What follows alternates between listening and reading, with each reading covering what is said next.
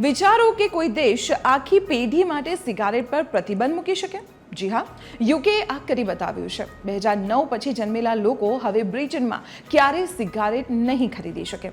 અત્યારે ત્યાં તેમની ઉંમર 18 વર્ષ છે, પરંતુ 2027થી દર વર્ષે આ મર્યાદા એક વર્ષ વધતી જશે.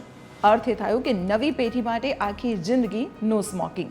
આ નિયમ ઇંગ્લેન્ડ, સ્કોટલેન્ડ, વેલ્સ અને ઉત્તરી આયર્લેન્ડ એટલે કે આખા યુકેમાં લાગુ થશે. પણ સવાલ એ છે કે આનાથી સરકારને કેટલું નુકસાન થશે? સરકારને દર વર્ષે મળતી આશરે 75,000 કરોડ રૂપિયાની ટેક્સ કમાણી ધીમે ધીમે શૂન્ય થઈ જશે. રોકાણકારો પણ ચિંતામાં છે કે જો બીજા દેશોએ પણ આવું કર્યું તો તમાકુ કંપનીઓનું શું થશે? અને જો ફાયદાની વાત કરીએ તો બ્રિટિશ સરકારનું માનવું છે કે હેલ્થ સિસ્ટમ પરનો અબજોનો ખર્ચ બચી જશે. લોકો વધુ હેલ્ધી બનશે અને કામ કરવાની ક્ષમતા પણ વધી જશે. જોકે પડકાર એ પણ છે કે આનાથી સિગારેટનું બ્લેક માર્કેટ વધી જશે. તમને શું લાગે છે?